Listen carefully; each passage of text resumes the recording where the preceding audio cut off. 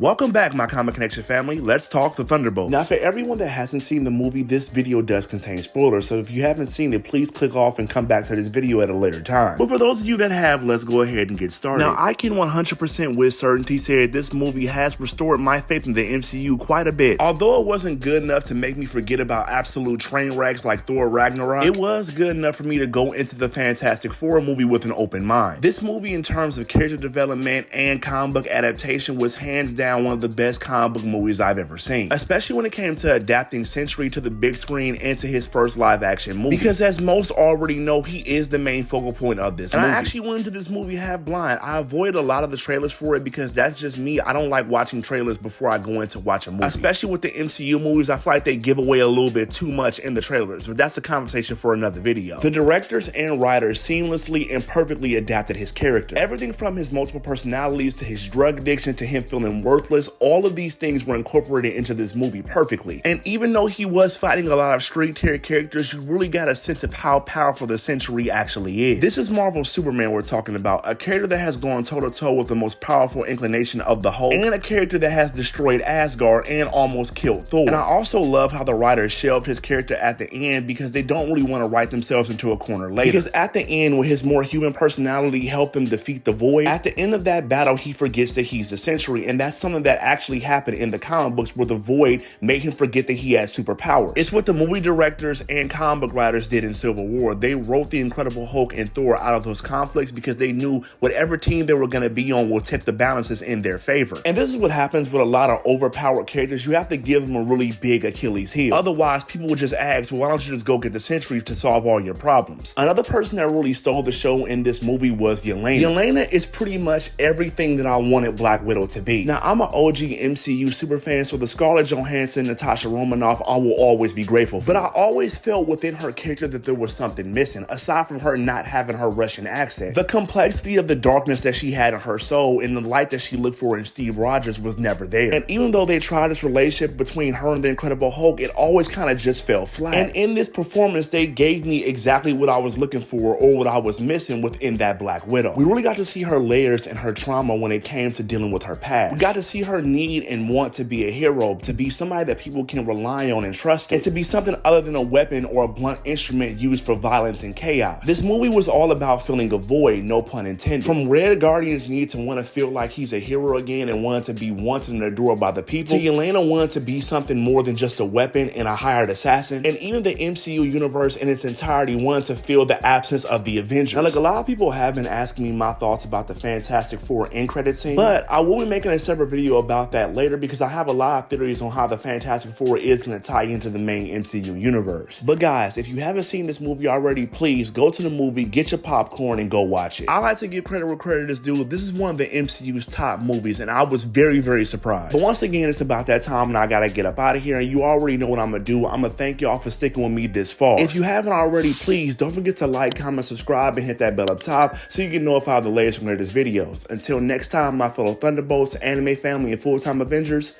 peace.